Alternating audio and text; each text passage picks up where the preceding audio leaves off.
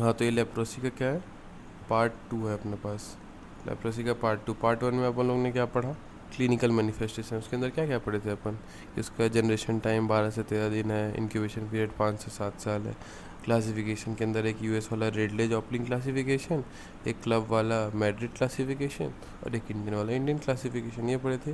Clinical classification में उस basis पे 3 क्राइटेरिया था, स्किन लीजन, नर्व और स्लिट स्मेयर, वो सब था। और बाइपोलर डिजीज़ में 2 थे, एक एक्सट्रीम फॉर्म था जिसमें बहुत एक्सट्रीम डिजीज़ हो रहा है, उसको कहते हैं लेप्रोमेटस लेप्रोसी, और सिंपल वाले डिजीज़ को कहते हैं ट्यूबरकुलर लेप्रोसी। अब अपन लोग देखते हैं क्या उसके कॉम्प्लिकेशन क्या क्या हो सकते हैं। तो देखो, कॉम्प्लिकेशन बेसिकली 2 चीज़ हो सकते हैं। इस फोटो को देखो, क्या हो रहा है, डिफॉर्मिटीज़। या तो डिफॉर्मिटीज़ हो सकती है या तो एलर्जिक रिस्पॉन्स हो सकता है। ये 2 अपने कॉम्प्लिकेशन है। एलर्जिक रिस्पॉन्स को भी हम लोग लेपर्ड से याद कर सकते हैं, लेप्रा रिएक्शन, या फिर लेप्रोसी में जो रिएक्शन दिख रहा है उसको लेप्रा रिएक्शन बोलेंगे। तो देखो, पहला पार्ट देखते हैं क्या, डिफॉर्मिटीज़। तो डिफॉर्मिटीज़ के कारण क्या क्या हो सकते हैं।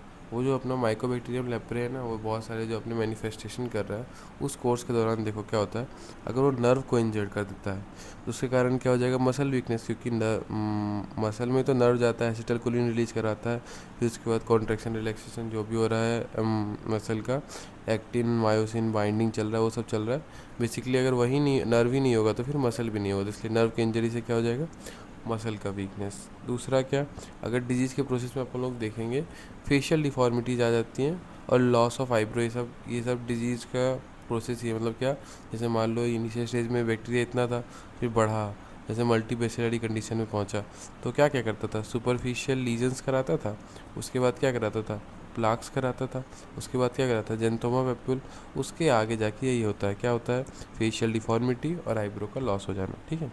और तीसरा पार्ट क्या है, अगर ये इन्फेक्शन मान लो यहाँ अपना इम्यूनिटी कम है, तो वहाँ पे अपना ये बैक्टीरिया ज़्यादा ग्रो कर रहा होगा, और जहाँ जिस एरिया में ज़्यादा ग्रो कर रहा होगा वहाँ पे म्यूकोसा को डैमेज कर देगा वो, और डैमेज कर देगा तो क्या हो जाएगा, अल्सर। तो ये 3 कारण है उनका होने का, क्या, मसल का वीक हो जाना, उसके कारण डिफॉर्मिटी दिखेगी, डिजीज़ का प्रोग्रेशन से डिफॉर्मिटी दिख रही होगी, और ज़्यादा बैक्टीरिया हो जाने के कारण अल्सर हो गया, उसके कारण अपने सारी डिफॉर्मिटीज दिख रही होंगी। तो देखो, डिफॉर्मिटी नंबर किन किन एरिया में दिख रहा है उसको देखते हैं। तो पहला है अपना क्या, फेस। तो फेस देखते हैं, तो फेस में क्या, अलग अलग जो कंपोनेंट है उसको, अगर पूरे फेस को देखें तो पूरे फेस में देखो ऐसे चकरते चकरते दिख रही है, अपने जेंथोमा क्या है, तो उससे भी एक्सट्रीम है। तो ये इसको कहते हैं लिनॉयन फेस। लिनॉयन फेस मतलब क्या, लॉयन जैसा फेस हो जाना, ठीक है ना, एकदम रिंकल्स और अजीब टाइप का बिल्कुल, तो इसको हम लोग क्या कहेंगे, लिनॉयन फेस। दूसरा क्या, जैसे एकदम झुर्रियाँ नहीं पड़ जाती हैं फेस में, उसको हम लोग कहते हैं सैगिंग ऑफ फेस। तो 2 फेस दिख रहा है, एक लिनॉयन फेस मतलब शेर जैसा, और एक बुढ़ापे वाला मतलब क्या, सैगिंग ऑफ फेस। अब फेस के अलग कंपोनेंट पे आते हैं, तो एक कंपोनेंट होता है नोज़।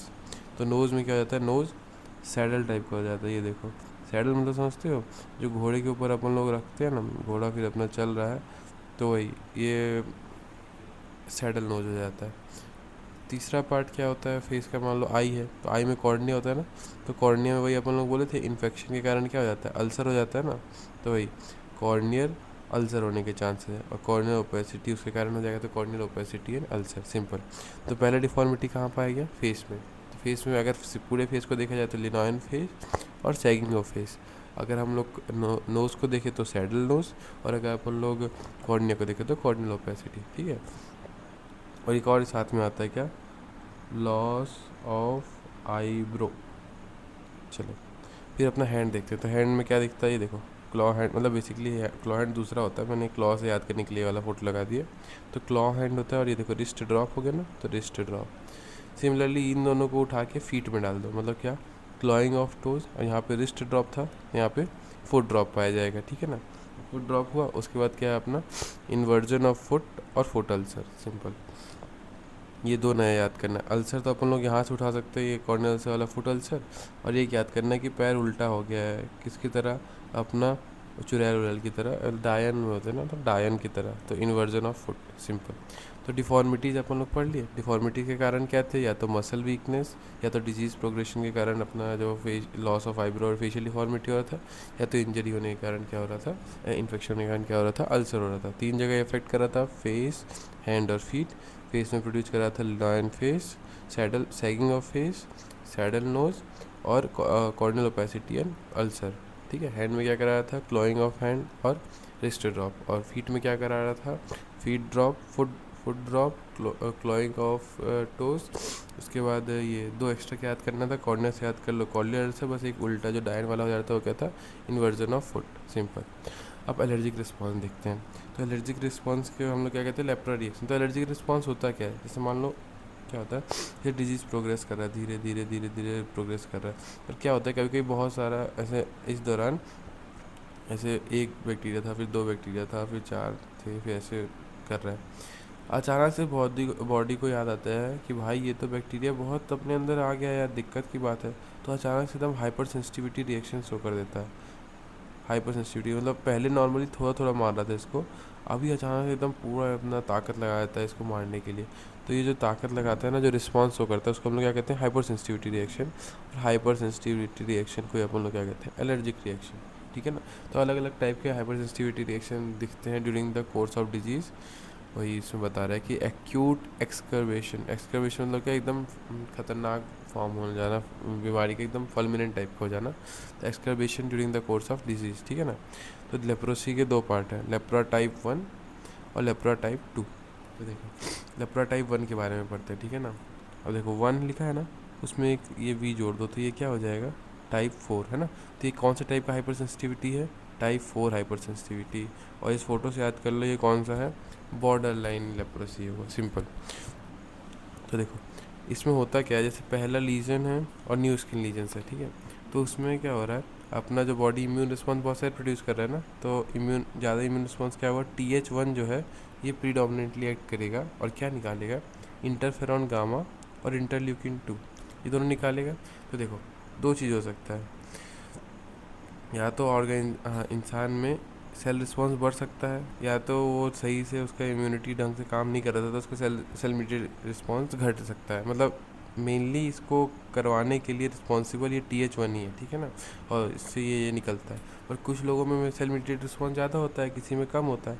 तो अगर सेल मीडिएटेड रिस्पॉन्स ज़्यादा पाया जा रहा है तो डिजीज़ पे अटैक भी ज़्यादा होगा, और अटैक ज़्यादा होगा तो रिवर्स करते डायरेक्ट से, मान लो जो कॉम्प्लिकेटेड हो रहा था उसको वापस लौटा देगा ना ये, मतलब सिंपलर फॉर्म में ही आ जाएगा। मान लो जैसे ट्यूबरकुलोइड लेप्रोसी से अपना मान लो लेप्रोमेटस की तरफ जा रहा था, पर अपन लोग का हाइपर सेंसिटिविटी रिएक्शन आया, TH1 इतना ज़्यादा निकला, उससे क्या क्या निकला, इंटरफेरॉन गामा और क्या इंटरल्यूकिन 2, ये बहुत सारा निकला।